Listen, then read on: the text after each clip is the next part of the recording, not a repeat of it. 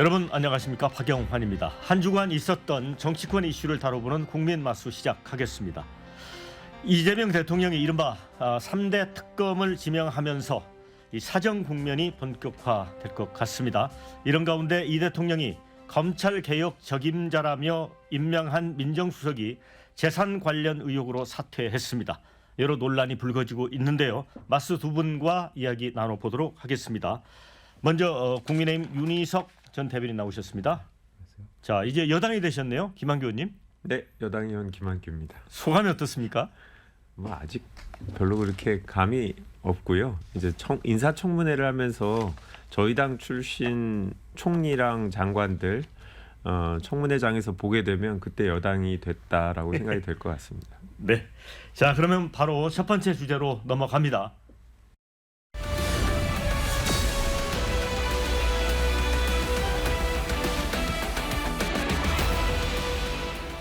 자, 이 정권 초반에 이렇게 세 개 특검이 동시 출발하는 건 이제 처음인 것 같습니다. 내란 특검, 김건희 특검, 순직해병 특검.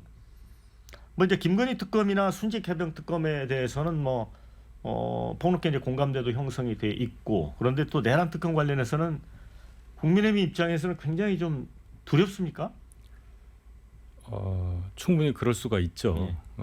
일단 이름부터가 내란 특검이기 때문에 저희는 이제 계엄 사태라고 생각을 하는데, 내란의 범위를 넓혀서 명명을 한 특검이 출범을 했다. 그렇다면 수사 범위도 많이 넓어지는 게 아니냐, 또 깊이도 많이 깊어지는 게 아니냐. 그렇다면 저희 당에 대한 어떤 수사도 충분히 있을 수 있을 것이고, 또 특히 이제 소속 의원들에 대해서 뭐 예를 들어 계엄 당시에 어떤 그 국회에서의 계엄 해제 의결 과정에서의 여러 가지 일들에 대한 뭐 수사 이런 게 예상이 되기 때문에 당 입장에서는 상당히 긴장을 하고 있습니다.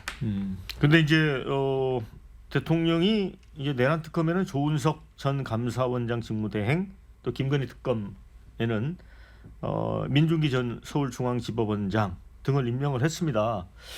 이 두 분에 대한 평가는 어떻게 생각을 하나요?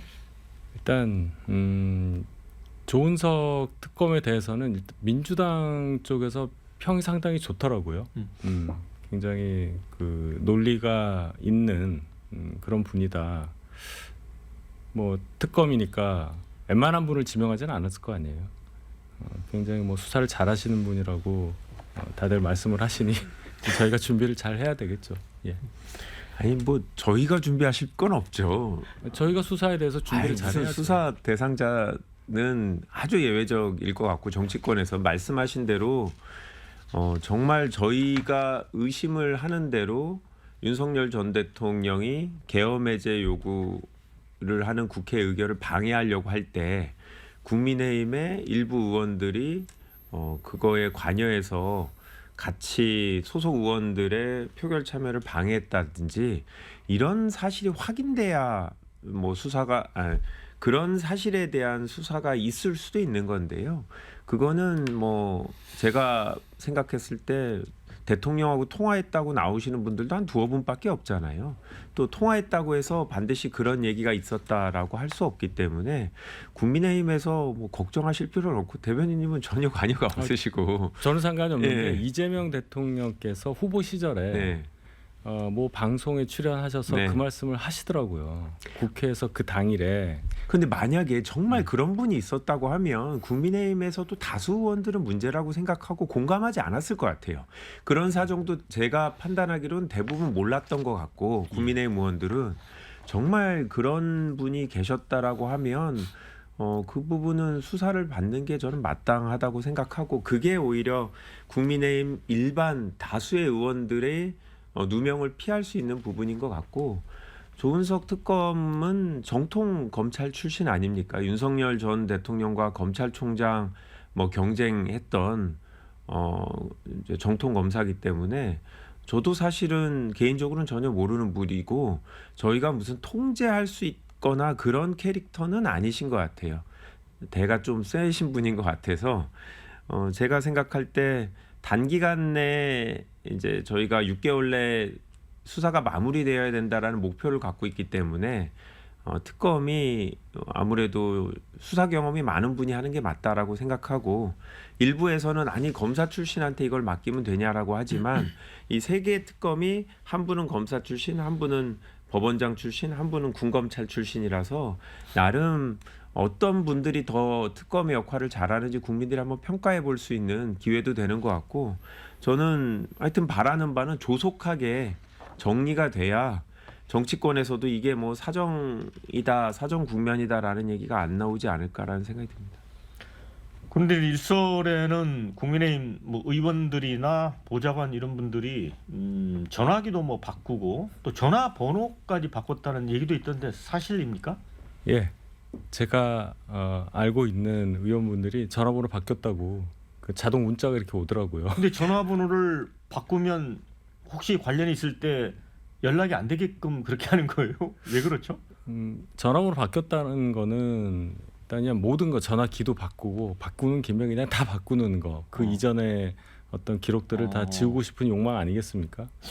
근데 제가 군검찰로 일해본 결과 전혀 전화번호를 바꾼다고 해서 그러니까요. 그전 전화번호 예. 기록이 안 나온 사라지는 건 아니고 최근 몇 년간 이분 이름으로 가입된 통신 그 가입 내역을 예. 다 확인할 수 있고 그래서 제 생각에는 윤석열 대통령 전화 안 받으시려고 하시는 것들 아닌가 싶은데 그러기에는 너무 많은 분이 동시에 그리고 정치인들이 이 소위 문자 폭탄을 많이 받으시고 예. 그렇기 때문에 주기적으로 바꾸시는 분들이 있더라고요. 네. 근데 어쨌든 뭐 그런 분위기는 그만큼 이제 국민의힘이 굉장히 심리적 압박감을 예. 많이 느끼고 있다는 걸 좀 보여주는 것 같습니다.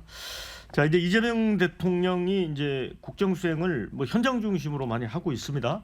얼마 전에 이제 거래소도 방문해서 증시부양에 대한 또 의지도 밝혔었고, 그 나름대로 이제 평가를 받고 있습니다.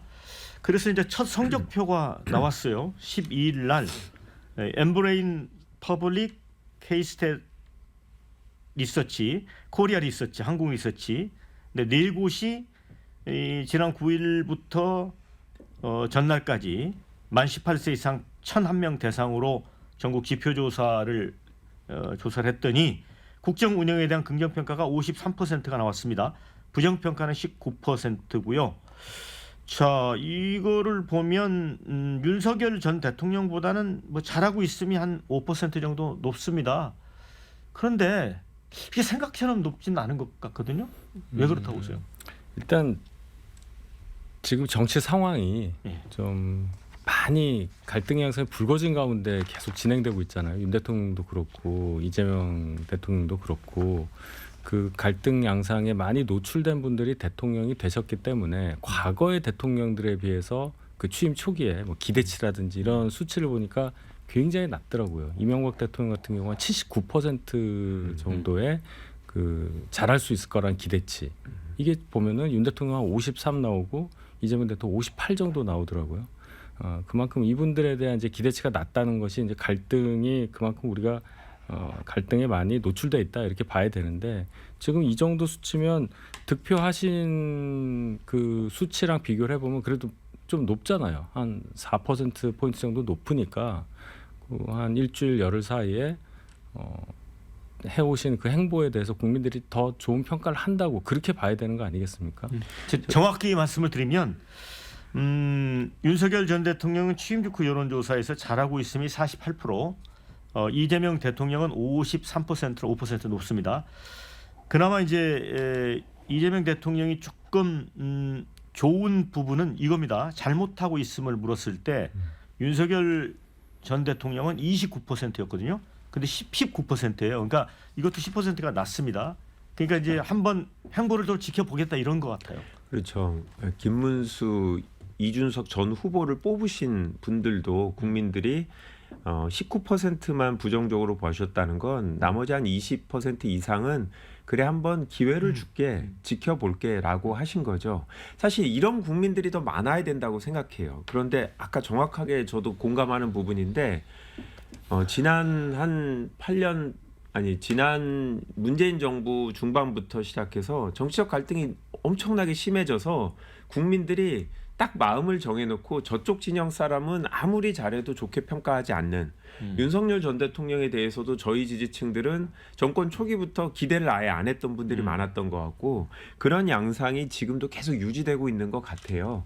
그래서 이런 정치적 갈등 상황을 어떻게 풀 수 있을까?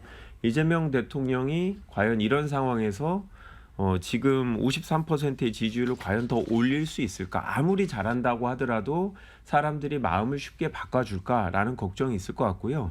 아니 대통령은 5년마다 뽑는 거라 지금 우리 87년 이후에도 보면 여야가 계속 바뀌어왔고 국민들도 조금 마음을 열고 그래 이번에는 우리가 졌지만 앞으로 5년 후에는 또 기회를 가질 수도 있어 이런 생각을 하면 좋겠는데 마치 이번 대통령을 뺏기면 나라가 끝장나고 우리 당이 큰일 날 것처럼 이렇게 너무 극단적으로 생각하고 말하시는 정치인들이 많아서 문제인 것 같고 5년 동안 서로 잘하면 되잖아요. 국민의힘도 이번에 개혁 잘하셔갖고 소위 뭐 찐윤 친윤들이 좀 물러나시고 그러면 물론 5년 후에도 저희가 또 이기기를 저는 바랍니다만 기회가 생기는 거 아니겠습니까? 좀 마음을 여셨으면 좋겠다라는 부탁을 드립니다. 그러니까 모응답이 28%라돼요. 네. 그래서 여기서 제 생각에는 50%인 14%만 끌고 가도 지지율이 거의 70%까지 올라갈 수가 있거든요. 그 여지를 지금 많이 고심을 해야 될 것 같습니다. 자, 그런데 지금 오광수 대통령 민정수석이 이 부동산을 차명으로 이제 관리했다는 의혹 이게 터졌고요.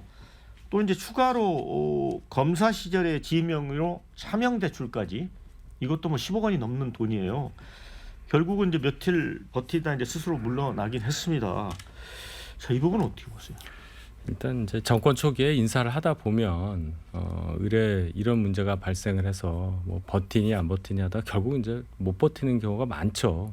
이재명 정부에 있어서도 그런 일이 벌어질 수 있다고 저는 봅니다. 다만 누구에게 그런 일이 발생했느냐를 봤을 때 다른 직도 아니고 민정수석에게 그러한 의혹이 있었다는 것은 그분이 해야 할 일과 비교를 해볼 때 용납이 안 되는 거라고 저는 처음부터 생각을 했었어요.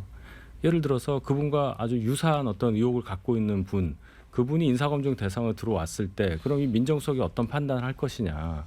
본인에게는 굉장히 뭐 관대하게 평가를 하게 될 거고 만약에 그 사람은 그럼 검증을 통과 안 시켜주면 기준이 달라지는 거가 되고 또 비난을 받게 되고 늘 그것이 대중들에게 부각이 될 테니까 다른 건 몰라도 민정수석 입장에서 말씀하신 그러한 의혹을 갖고 계시다면은 버틸 수가 없었고 어쩔 수 없었다. 저는 그렇게 봅니다. 네, 아니 뭐 아픈 부분이죠. 네. 저희 입장에서 맞는 말씀이고 다른 자리도 아니고 민정수석이기 때문에 대통령께서도 그런 점을 고려해서 사의를 수용하지 않았나라는 생각이 들고요.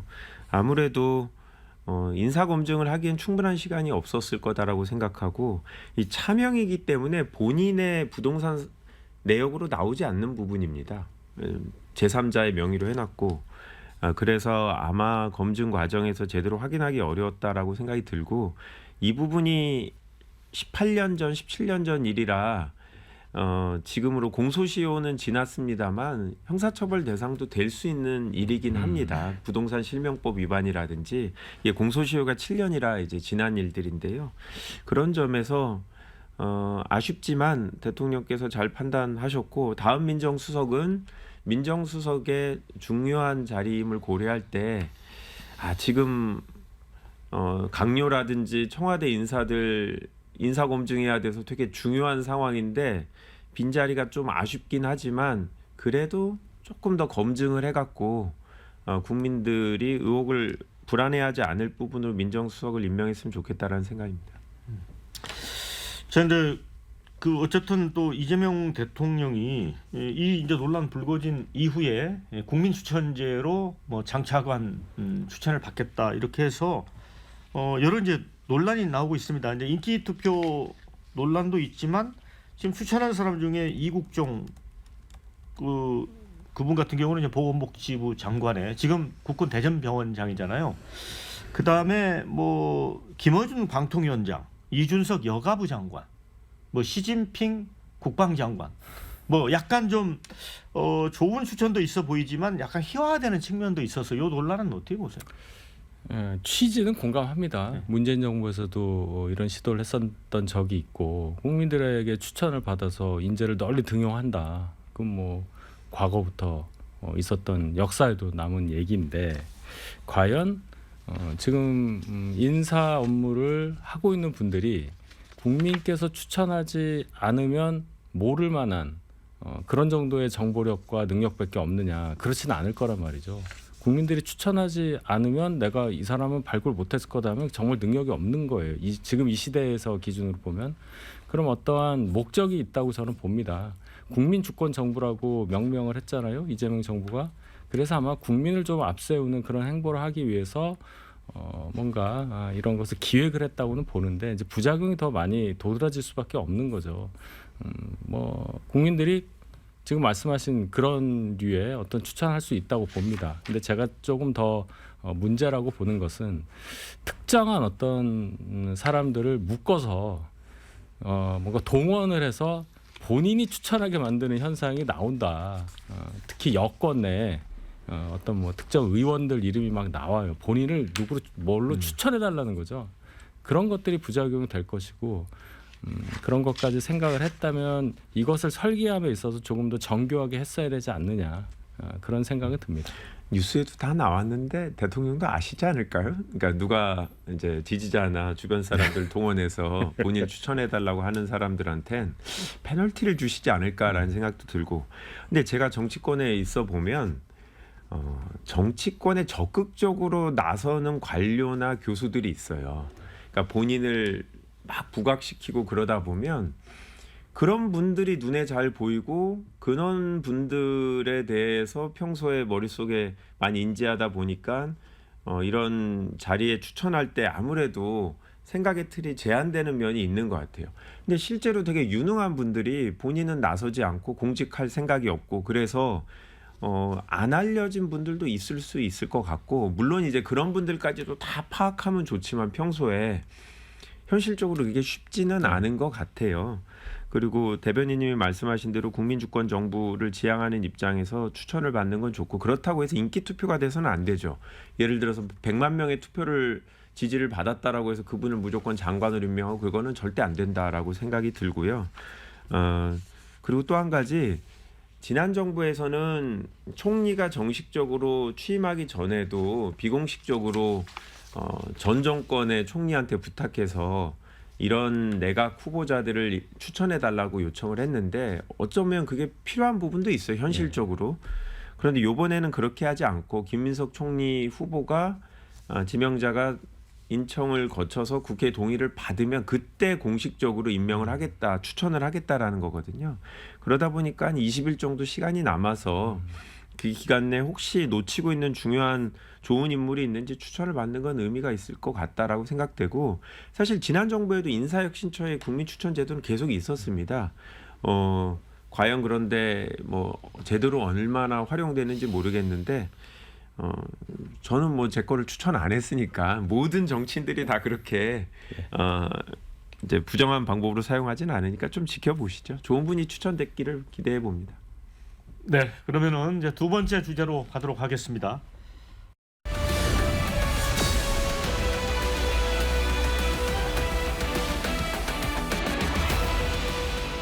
네, 이제 대선에서 패한 뭐 국민의힘도 그렇고요. 지금 이제 집권 여당이 된 민주당도 이제 체제 정비 작업에 들어갔습니다. 자, 우선 이제 민주당의 경우는 당 대표를 놓고 이제 박찬대, 정청래 의원이 두 분이 좀 의중을 드러내는 것 같고요.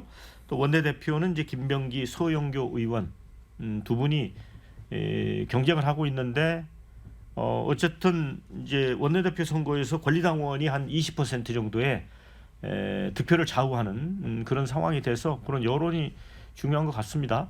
어떻게 될 것 같습니까? 뭐 방송할 때쯤에는 네. 정해져 있을 텐데 사실 두 분은 당원들 투표도 크게 차이가 나지 않을 것 같고요. 상당히 관심이 많아서 당원들도 이 두 분이 어떤 분인지 많이 판단했고 또 정권 초기다 보니까 여당이 대통령실하고 호흡을 맞춰서 개혁 법안들을 신속하게 추진해야 되기 때문에 대통령하고의 관계나 얼마나 잘 맞을지 이런 부분도 고려하시는 것 같아요. 의원들은 정말 알 수가 없어요. 속내를 드러내지 않으니까. 예. 저도 두 분 의원 만날 때마다 항상 응원합니다라고 말씀을 드리는데 저희 의원들도 비슷한 것 같아요. 대통령하고의 관계 이런 것도 생각하고 한 가지 더 의원들은 그런 것도 생각하죠. 저희가 아무리 다수당이긴 하지만 단독 처리를 다 하면 과연 국민의 지지를 그대로 유지할 수 있을까? 그런 점에서 야당하고도 그래도 너무 대결 국면으로 진행되지 않도록 국정 운영을 같이 이끌어갈 수 있는 분이 원내대표가 돼야 되지 않겠냐라는 얘기하시는 분들도 많이 있습니다. 어떻게 봐요? 글쎄 이제 민주당 사정이니까 또 민주당은 또 당원의 의사를 20% 반영한다고 하니까 저희야 뭐 지켜보는 거죠. 뭐 어느 분이 유리하다 이런 걸 판단할 그런 위치에 있지 않고 다만 이제 어느 분이 원내대표가 되시더라도 야당 때 보여주셨던 그런 좀 강한 모습, 좀 거친 모습 그런 것은 안 보여줬으면 좋겠습니다. 그 두 분이 특히나 그렇게 도드라지는 부분이 좀 있잖아요. 그래서 저희가 이제 야당이 된 입장에서 거대 여당을 상대해야 되는 이제 원내대표가 저희도 이제 곧 뽑힐 텐데 그 과정에 있어서 워낙에 의석 숫자가 차이가 나서 저희가 특별하게 뭔가 영향력을 발휘하기 어려울 테지만 그래도 이 첫 번째 여당의 원내대표가 통합이라는 관점 또 국회에서 논의와 어떤 수기 과정이 잘 진행될 수 있는 그런 운영을 하실 수 있는 분이 선출되기를 그렇게 바랍니다. 국민의힘 같은 경우는 월요일 날 원내대표를 뽑잖아요. 예. 지금 이제 송원석, 김성원 의원이 이 출사표를 던졌는데 송원석 의원은 출시 때문에 그런가요? 뭐 친윤계라고 일각에서는 얘기를 하고 또 김성원 의원은 이제 수도권 출신인데 경기도인데 친한계라고 하는데 본인은 또 아니라고 하고 그게 맞나요? 그러니까 지금 이제 친윤, 뭐 친한 이렇게 말하는 게 의미가 없어져야만 하고 실질적으로도 그런 방향으로 가고 있습니다. 일단 윤 대통령이 정치권에서 이제 영향력을 거의 상실했다고 보면 친윤이라는 말 자체가 성립이 안 되죠. 뭐 구주리라고 하면 뭐 맞겠습니다만은. 그리고 김성원 의원도 마찬가지예요. 김성원 의원이 윤 대통령과도 가까웠었고 당연하죠. 네. 삼선 의원으로서.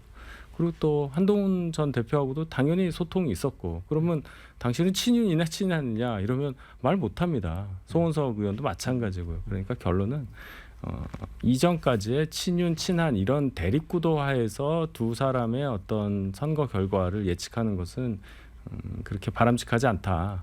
결론적으로는 저희 당이 그러한 이분법적인 어떤 당내 구조에서 벗어나서 앞을 보는 방향으로 이 상황을 분석을 하고 그 관점 하에서 원내대표 선출도 이루어져야 한다.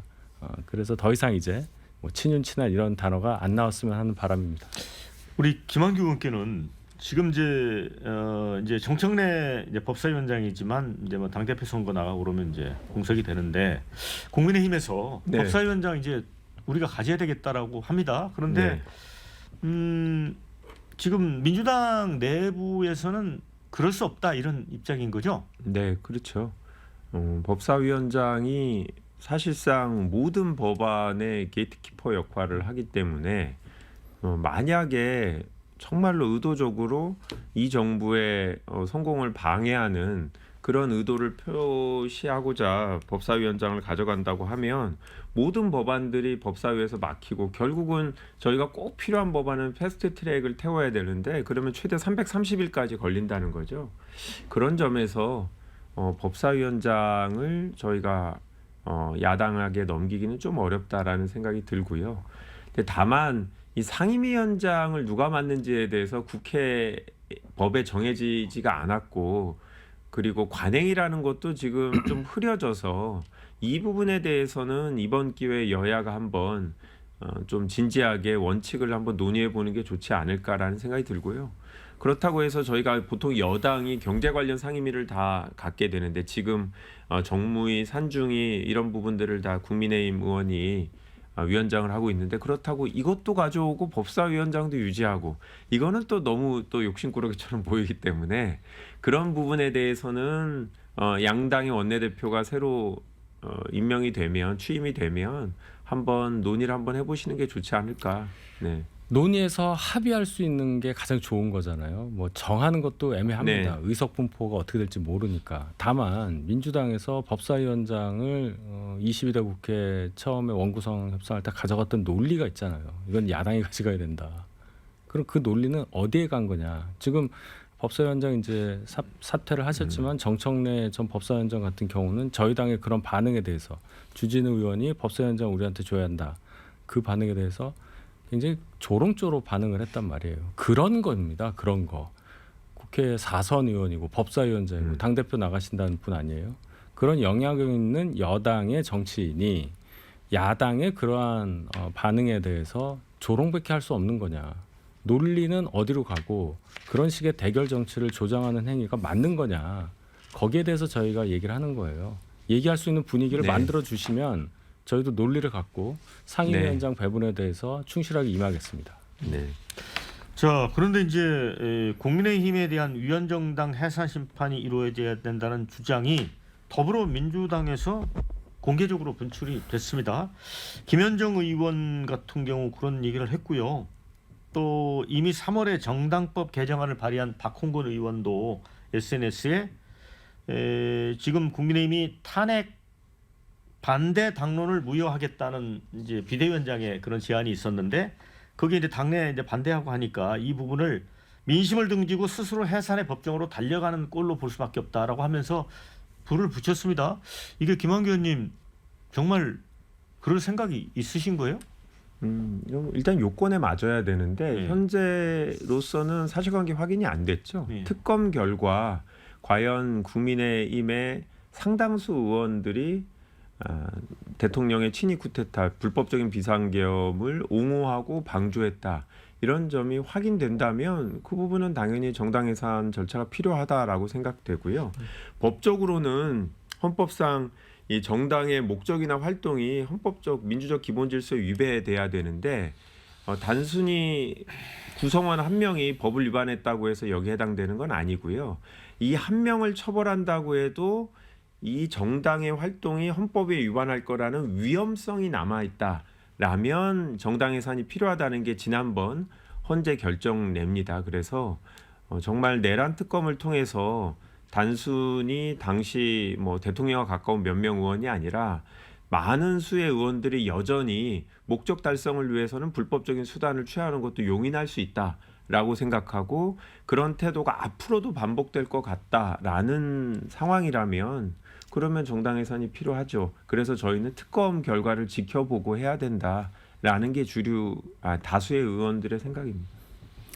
그 저희 당에 대해서 이제 특검의 칼날이 이제 위헌정당 제소가 가능한지까지 들어갈 거냐 이제 이런 말씀을 하시는 건데 저는 뭐 그럴 일은 없다고 봐요. 기본적으로 우리나라는 양당제에 가까운 나라인데 한 정당이 그 상대방 정당에 대해서 정당 해산을 시도를 한다고 하는 것 자체가 국민들께 어떻게 받아들일지는 뭐 민주당에서 더 고민을 할 거라고 보고 일부 의원들의 생각이라고 저도 믿고 싶습니다. 박홍근 의원은 아예 그냥 법을 만들어서 대통령이 탄핵을 당하면 그 정당은 해산하는 것로 내용을 만들어서 이제 법안을 통과시키려고 하는 해산을 거잖아요. 청구하게 돼야 되는 거죠. 정부가. 그러니까 그 발상이 예. 말씀하신 대로 그 요건에 맞냐는 거예요. 네. 대통령 한 분이 저희 당의 1호 당원이라고 제가 얘기를 했지만 대통령 한 분의 행동이 당 전체에 그러면은 영향을 미치는 거냐. 그 요건에서부터 저는 부합이 안 된다고 생각을 하는데 그러한 박홍근 의원 4선 의원이 원내대표까지 하셨잖아요. 네. 좀 부적절하죠 많이. 또 김현정 의원도 마찬가지고 그렇게 과격하게 이제 여당이 되셨는데 네. 그렇게까지 할 이유가 있느냐? 물론 안 될 거라고 저는 보지만 너무 거칠고 급진적이고 과격하기 때문에 이분들의 이제 전력을 의심하지 않을 수가 없어요. 운동권 총학사회장 출신의 노동조합 노조위원장 출신 이런 것을 자꾸 뭐 얘기하기 싫지만 국회의원이 된 마당에 그런 과거의 어떤 본인의 생각을 그대로 정파적으로 투영하려고 하는 시도는 뭐 어느 당이도 마찬가지인데 있어서는 안 된다고 저는 생각합니다. 근데 뭐 운동권 노조위원장 자체가 무조건 뭐 과격하고 정파적이다라고 하는 거는 너무 뭐랄까 편향적으로 이분들을 보시는 게 아닌가 싶고 그렇게 그다음에 만들었잖아요. 정당해산 청구는 이제 정부가 하도록 돼 있죠. 그러니까 헌법상 정부가 하도록 돼 있는데 지난 정부에서 이런 법안들을 냈던 거는 만약에 이제 정부가 명확하게 사유가 있음에도 불구하고 위헌정당 청구를 안 할 우려가 있기 때문에 그런 법이 냈었던 건데요. 지금은 사실 저희가 여당이 됐기 때문에 저희 당 출신 대통령이 나왔기 때문에 그 법이 꼭 필요하다고 생각하지는 않고요. 결과적으로 헌재에서 뭐 위헌정당 여부를 판단할 텐데 저도 특검 결과 뭐 그런 문제가 드러나지 않았으면 좋겠다라고 생각하고 소위 뭐 친윤, 찐윤 지금 없어졌다고 생각하지만 국민들은 그렇게 생각하고 있지 않을 것 같아요. 지금 국민의힘의 당대표와 권성동 전 원내대표 간의 갈등 또 권성동 전 원내대표가 대표하고 있다고 보여지는 구주류 여전히 저희는 주류라고 생각하는데 이분들이 탄핵 과정에서 보여준 태도를 본다면 국민들은 상당히 반감을 갖고 있고 그런 오해를 불식시키려면 이번에 이제 원내대표나 전당대회를 거쳐서 당론을 철회하는지 여부가 중요한 게 아니고 그 부분에 대해서 진심으로 잘못된 부분이었고 명확하게 대통령하고 선을 빨리 긋지 못한 부분에 대해서 저희 당이 아니라 국민한테 사과를 해주셔야 그런 국민들의 오해가 줄어들지 않을까 생각하고 원내대표가 누가 되는지도 저는 의미가 있다고 생각해요. 이 두 분 한 분 한 분의 특성이 아니라 한 분은 명확하게 전 추경호 대통령하고 저 원내대표하고 양력이 거의 동일한 분이잖아요. 영남 출신의 행시 출신의 기재부 관료 출신의 원내 부대표를 했었고 그렇기 때문에 과연 이제 주류가 구주류냐 저는 이 송원석 의원님이 만약에 원내대표가 된다면 국민의힘의 권력 지역은 전혀 바뀌지 않았다라고 보여질 겁니다. 예. 그러니까 저희의 권력 지형이 어떻게 되는 거 하고 박홍근, 김현정 의원이 그러한 법안을 내서 저희 당에 대해서 위헌정당 심판 제소가 더 용이하게 만들겠다는 거하고는 전혀 관련이 없는 얘기잖아요. 박홍근 의원이 이런 말까지 했어요. 국민의힘이 정신을 차릴 줄 알고 본인이 생각했던 법안에 대해서 별로 신경을 안 썼는데 지금 보니까 대선 지고 나서도 정신을 못 차린 것 같아서 이 법안을 더 처리하도록 노력을 하겠다. 굉장히 오만한 태도죠. 저희가 대선 졌기 때문에 지금 조금 수그러든 모습을 보이고 있지만 평상시 같으면요. 그런 말씀하시면 저희의 반발이 엄청 클 겁니다. 국민들도 마찬가지고요. 그걸 얘기를 하는 거예요. 일본처럼 일본 자민당 1.5당 체제 그걸 원하는 건지 되지도 않겠지만 그러한 자세로는 여당으로서 좋은 평가 받기 어렵다. 그 말씀을 저는 드리고 싶은 겁니다. 네, 지난 대선 때 이 정경심 교수죠. 지금 수감 중인 조국 전 대표의 부인이 그 SNS 프로필 사진에 일찍 만날 조국. 그래서 이제 1번 찍으면 우리 조국을 빨리 만날 수 있다고 올렸는데 우상호 정무수석이 이제 김선민 혁신당 대행 만났을 때 그 조국 사면을 언급을 사실상 했습니다. 그래서 이걸 놓고 이제 주진우 국민의힘 의원 같은 경우는 그럼 지난번에 대선 후보를 안 냈는데 이런 식으로 야합이면 후보 매수한 거 아니냐라고까지 주장을 합니다. 요거는 어떻게 보세요, 이 논란은? 어떤 후보를 매수했던 거죠? 뭐 누가 조국혁신당의 당대표 대선 후보였는지 대선 후보로 나올 만한 분들이 특별히 논의가 됐었는지 그리고 그분이 조국 전 대표의 사면을 위해서 본인이 대통령 될 기회를 포기했는지 뭐 그건 전혀 아닌 것 같고요. 사면권은 대통령의 권한이고 사실 참모들도 저도 대통령실에 있으면서 조언을 해도 대통령이 결국은 본인이 다 부담을 갖고 결정하는 부분이라 지금 상당히 조심스러운데 저는 조국 대표 같은 경우에 뭐 잘못이 있었으니까 형사처벌을 받고 지금 수감돼 있는 건 맞아요. 그 부분을 부인하자는 게 아니고 그런데 그 수사 자체가 정치적인 목적이 없이 진행된 수사냐 이 부분은 분명히 국민들도 그렇지 그거는 윤석열 전 대통령이 당시 검찰총장으로 있으면서 검찰 개혁을 반대하는 차원에서 법무부 장관 후보자에 대한 수사로 시작된 거고 사소한 수사에서부터 정말 넓은 범위에까지 수사가 확대됐던 건 맞지 않냐. 그런 수사가 일반적인 정치인한테도 이루어지지 않고 있기 때문에 좀 과하지 않았나라는 생각들을 많이 하실 것 같아요. 그래서 이미 수감이 돼 있고 뭐 어느 정도가 적절한지는 뭐 국민들도 판단하시겠지만 대통령께서 본인이 직접 그런 수사를 받으셨잖아요. 그냥 성남시장이었으면 안 받았을 수사를 민주당 대통령 후보였기 때문에 받았을 수사가 저는 대부분이었다고 생각하고 아마 대통령께서 조국 전 대표의 입장은 누구보다도 잘 이해하지 않으실까. 그래서 언젠가는 사면을 하시지 않을까라는 생각이 듭니다. 저는 필요하다고 생각합니다. 정말 부적절하죠. 속마음은 제가 이해해요. 그쪽 진영에 속한 분이라고 생각할 수도 있고 또 문재인 정부에서 중요한 일을 하셨던 분이니까 수사 과정에 있어서 일반인이라면 받지 않을 수사를 받았다. 그러니까 억울하다는 얘기잖아요, 지금. 근데 과연 그게 억울합니까? 수사를 받은 경위에 대해서는 그런 말씀하실 수 있어도 밝혀진 그 결과, 사실관계와 거기에 따른 법원의 판단에 대해서는 이름 가리고 보면 나오는 거예요. 이름 가리면 그냥 똑같은 겁니다. 그러면 우리가 헌법에도 법 앞에 만인이 다 평등하다고 돼 있고 그것이 일반적인 상식인데 이건 뭐 정치인이기 때문에 또 특히 조국 전 대표가 당시의 정치 상황 때문에 너무나 고통받는 수사를 온 가족이 받았고 그렇기 때문에 지금 수감되어 있는 것은 부당하지가 않아요. 그러니까 이런 얘기는 심정적으로는 이해할 수 있어도 논리적으로는 아마 민주당 쪽에서 방어하기가 어려울 것이고 사면 뭐 하는 거 대통령 권한이 맞아요. 근데 그러한 정책 부담을 지고 사면을 할 경우에 이번 대선까지도 또 이제 여러 의혹이 가는 겁니다. 주진 의원이 얘기한 건 뭐냐면 조국 신당에서 후보를 내지 않았기 때문에 이재명 후보의 득표율이 그 정도까지 간 거라고 볼 수밖에 없다는 거예요. 거기서 후보를 냈으면 49.42라는 숫자보다는 확실히 적게 나온다고 볼 수밖에 없잖아요. 그 부분을 좀 과하게 표현해서 후보 매수다 이런 말씀을 하신 건데 이렇게 사면 얘기가 벌써 새 정부 들어온 지 얼마 안 된 상황에서 거의 무슨 청부서 내밀듯이 나오고 거기에 대해서 화답하고 이런 장면은 결코 국민들이 동의를 안 하실 거다. 자, 이제 마지막 주제로 넘어가겠습니다. 네. 시간이 없어서. 네.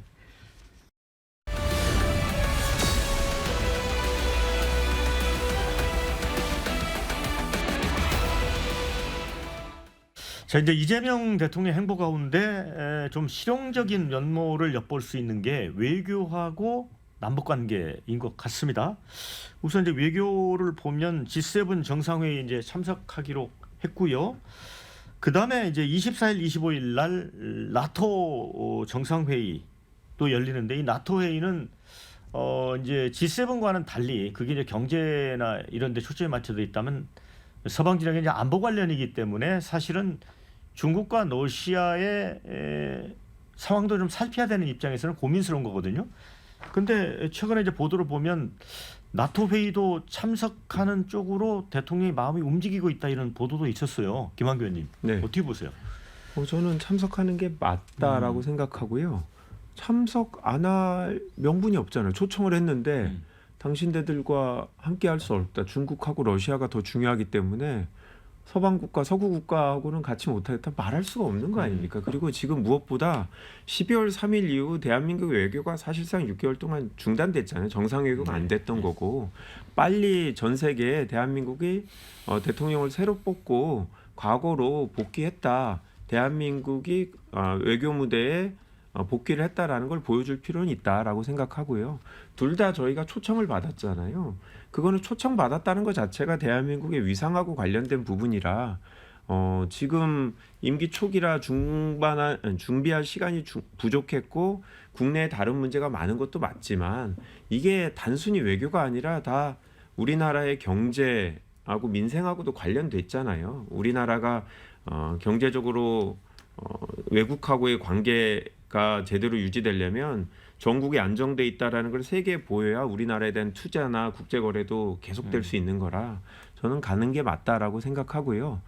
외교 무대에 가면 우리가 초청국이기 때문에 주역이 될 수는 없어요. 거기서 다른 나라랑 다 뭐 의미 있는 정상 외교를 하기는 어려워요. 하지만 거기서 잠깐 만나는 시간들, 티타임 그리고 외교 무대에 어떤 사람이 왔다라는 걸 보여주는 게 큰 의미가 있다라고 생각하기 때문에 어렵겠지만 가셔야 된다, 가는 게 맞다라고 생각합니다. 근데 이제 또 언론에 보도된 걸 보면 정세현 전 통일부 장관하고 이제 그 아마 대통령 당선되기 전에 한번 이재명 당시 후보 시절에 통화를 했다고 해요. 근데 정세현 전 장관은 나토는 가지 않는 게 좋겠다라고 조언을 했다고 하거든요. 근데 최종 결정된 건 아니지만 이런 부분은 어떻게 보세요? 가셔야 합니다. 그 정세현 전 통일부 장관은 그동안 쭉 보여주신 입장상 당연히 나토 회의에는 안 가는 게 좋겠다고 말씀하실 분입니다. 뭐 그것은 그분의 뭐 자유 의지니까요. 존중하는데 모든 것을 관장해서 국민을 대표해서 모두의 대통령이 된 입장에서 행보를 보이셔야 하는 이재명 신임 대통령은 가시는 게 맞다고 봐야죠. 왜냐하면 뭐 잘 아시겠지만 이제 세상이 자유주의 진영과 권위주의 진영으로 완전히 나뉘어져 있고 그 사이에서 중간에서 어떨 때는 이쪽, 어떨 때는 저쪽 이렇게 할 수가 없는 입장인 게 우리나라의 입장이에요. 그렇다면은 지금까지 우리가 견제해왔던 여러 가지 외교 상황을 종합해 볼 때 우리는 미국과 나토에 속해 있는 서방 국가들과의 유대를 강화할 수밖에 없는 겁니다. 그렇지 않을 경우에는 다른 쪽이다라는 인상을 줄 수밖에 없기 때문에 가냐 안 가냐로 그것이 판명이 되잖아요. 그러니까 이재명 대통령은 여러 얘기 들으시겠지만 가시는 게 맞다. 다행스럽게도 그쪽으로 기울고 있다고 하니까 저는 가시는 거에 더 강조해서 말씀을 드리고 싶습니다. 이제 정상과의 그 통화 순서도 되게 이제 흥미로운 대목이긴 합니다. 이제 과거 윤석열 대통령 경우는 이제 미국, 그다음에 일본, 그다음에 중국 뭐 이런 식으로 통화를 했고, 그런데 이제 문재인 전 대통령은 사실은 이제 미국하고 통화를 하고 중국 시진핑 주석하고 이제 통화를 하고 그다음에 일본으로 건너갔거든요. 근데 이재명 대통령은 일본을 두 번째로 했단 말이에요. 그러니까 이 굉장히 그런 면이 또 눈길을 끄는 것 같아요. 그러니까 대외 관계도 그때그때 다른 거죠. 어떤 나라가 더 중요한지, 갈등 관계가 있는지, 현안이 있는지 이런 부분들이 중요한 것 같고, 지금 이 시점은 이재명 대통령은 실용외교, 경제를 되게 중요하고 민생을 중요하다라고 생각하고, 그렇기 때문에 그런 면에서 미국이 제일 중요하다라는 점은 다 동의하는 부분인 것 같고, 일본 관련해서는 약간 의도적인 면이 있는 거죠.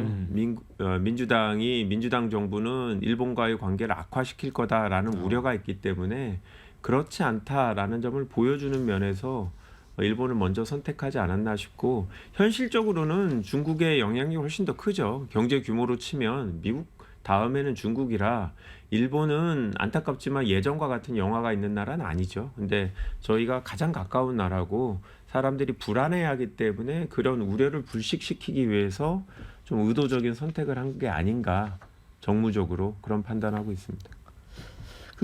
이제 남북 관계도 보면 그 좀 변화가 있습니다. 지난번에 이제 북한이 오물 풍선 내려보내고 이렇게 해서 우리가 이제 확성기 방송을 재개를 했잖아요. 그 확성기 방송이 일종의 이제 정부 유입 수단도 되고 해서 뭐 유용성도 있지만, 또 북한이 이제 그 약간 괴소음을 또 이렇게 그 우리 쪽에 이제 발사를 하면서 또 접경지 지역 주민들은 그것 때문에 굉장히 생활 자체가 어려움을 겪었었어요. 그런데 이제 며칠 전에 일단 우리가 먼저 그 대북 방송을 중단을 시켰습니다. 그런데 북한이 또 호응을 했어요. 어제 보니까 그 괴소음을 좀 줄였거나 뭐 안 하는 식으로 했다고 해요. 이거는 어떻게 평가하세요? 긍정적으로 보세요? 일단 국민적 관점에서 볼 때 북한의 괴소음이 없어져서 생활의 안정을 찾았다면은 당연히 환영할 만한 일이죠.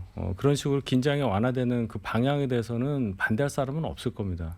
근데 이제 우리가 가지고 있는 어떤 전략적인 수단 하나를 우리가 자진해서 철회한 거잖아요. 그럼 이 과정에 있어서 자, 우리가 이걸 철회했을 때 북한으로부터는 어떻게 하겠다는 약속과 같은 것을 받아냈고, 앞으로 만약에 이것이 지켜지지 않으면 우리는 다시 어떻게 하겠다, 이런 정도의 설명은 국민들께 드려야 하는 게 맞지 않냐, 이렇게 보는 거예요. 그냥 무언의 어떤 신호로서 우리가 그냥 안 하고 저쪽이 안 하기를 바란 상태에서 다행히 하루 이틀 정도 지금 소음을 발사를 안 하고 있다는 것만으로 잘했다 잘못했다 말하기에는 빠르다. 그러니까 궁금한 거예요. 도대체 중간에 어떠한 소통이 있었길래 이러한 작업이 이루어졌느냐 궁금하잖아요. 그러니까 여기에 대해서는 안보 당국에서 이제 새 정부에서 조금 더 상세한 설명, 그리고 북에서 그 반대 행위를 했을 경우엔 그럼 어떡할 거냐, 거기에 대해서도 말씀을 해주셔야 한다고 저는 봅니다. 근데 확성기나 소음이 무슨 평화에 도움이 되거나 아니면 체제 전쟁에서 도움이 되는 건지 모르겠어요. 저는 평소에도 이게 아무런 효과가 없는 일이다라고 생각해요. 확성기 방송 관련해서 영화도 있거든요. 정말 무의미한 일들이에요. 서로 그냥 정신적인 스트레스만 주고, 이거를 듣는다고 해서 북한에서 갑자기 그래 남한 체제가 더 훌륭하기 때문에 다 전향하고 북한이 민주화되고 이런 거 아니잖아요. 제가 봤을 때 이거는 정말 감정적인 부분이고 이 남북관계 개선이나 뭐 체제 우위를 증명하는데 아무런 도움이 안 되는 일들을 그동안 주민들의 불편을 감수하고서도 해왔다라고 생각하고요. 물론 사전에 합의를 하고 약속을 하면 좋겠지만 지금 남북관계가 그렇지가 않잖아요. 대화 채널이 없고 미국이 노력하는데도 미국 친서도 안 받는 관계인데 지금 우리나라하고는 단기간에 그게 회복되지는 않을 것 같고요. 아니 여야 간의 관계도 저희가 뭔가 단독 처리하고 이런 것들을 안 하겠다고 할 때 꼭 저희가 무슨 약속을 받아내야지만 그런 것들을 중단해야 되나요? 먼저 저희가 어떤 적극적인 태도를 보이고 상대방한테 유화적인 제스처를 취할 수도 있는 거잖아요. 그래서 이 정도 일은 해도 되지 않나. 대북 확성기 방송 중단하는 게 뭐 우리가 엄청난 수단을 양보하거나 포기하는 건 아니지 않나라는 생각이 들고, 북한이 뭐 그럼에도 불구하고 비신사적으로 더 나온다라고 하면 효과는 없지만 확성기 방송이든 다른 제재 수단을 취할 수는 있겠죠. 저는 그렇다 할지라도 확성기나 소음 이거는 아무런 쓸모가 없다라는 생각을 평소에 하고 있습니다. 국민께 이런 말씀이라도 해달라는 거예요. 네. 저희야 방송에서 이런 얘기해서 네. 그렇구나 하겠지만은 국민들은 모르시잖아요. 그러니까 이거를 여야의 시각 차이 차원에서 설명하실 게 아니라 이것을 바라보는 국민 입장에서 한번 생각을 해보시고 상세하게 국민께 알려드려야 한다고 저는 봅니다. 네. 근데 이제 남북 관계가 이제 회복되면 뭐 여러모로 좋겠지만, 앞서 김한규 의원 말씀하셨지만 지금 트럼프의 친서도 이제 수령을 거부했다고 하고, 그다음에 특히 이제 변화된 부분이 이제 우크라이나 전쟁에 결국 북한군이 파병이 됐잖아요. 그러면서 원래 없었던 거였나 봐요. 그 상호 방위 조약을 또 맺었잖아요. 그래서 그런 그 러시아 변수가 앞으로 크게 좀 걸림돌은 될 것 같아요. 그렇죠. 그러니까 네. 우리가 이제 중국과 러시아가 우리 외교에 있어서 굉장히 중요하고 또 인접한 국가들이고 하기 때문에 그쪽과도 잘 지내야 한다는 그 대전제는 동의를 하지만, 북한의 움직임이 적어도 러시아하고는 지금 과거와 다르게 너무나 밀착돼 있고, 그것도 밀착의 방향이 군사적인 것이다. 다른 것도 아니고 우리의 체제를 위협할 수 있는 가장 강력한 수단으로 그쪽 관계가 더 강화되고 있다는 것을 명심을 해야 한다는 거죠. 그래서 이번 나토 정상회의에 참석하셔야 된다는 것도 바로 그 부분을 말씀을 드린 거고, 대북 확성기 관련해서도 우리가 북한의 너무나 유화적인 자세만 유지해서는 안 된다. 그 차원으로 말씀을 드립니다. 네. 남북관계 참 어려워요. 단시간 내에 저는 개선되지 않을 거라고 생각합니다.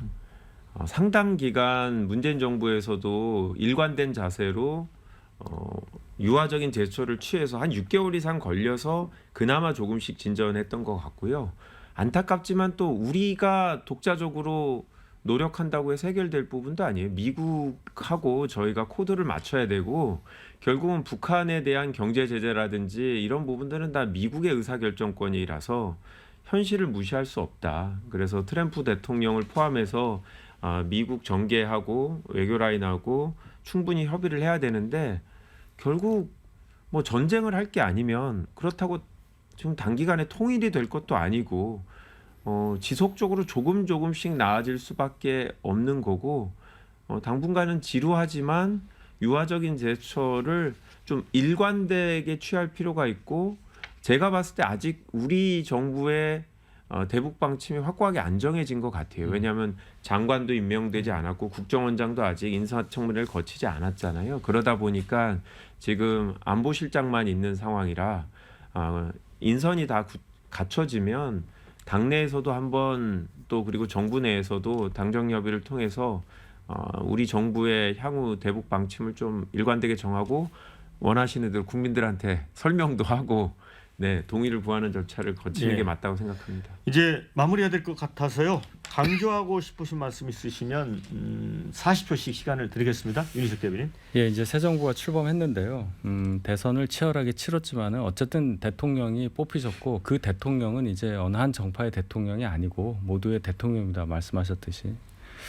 그래서 이제 국민들께 취임 초에 말씀하셨던 그런 통합 그리고 민생 안정을 위한 노력에 꼭 매진하시기를 바라고 저희 당 사정이 좀 혼란스럽지만 협조할 수 있는 것은 다 협조를 한다.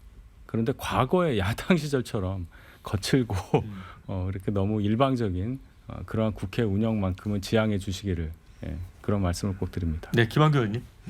네, 국민의힘에서 야당이 되셨다고 해서 대여 강경 투쟁에 집중하시지 않았으면 좋겠어요.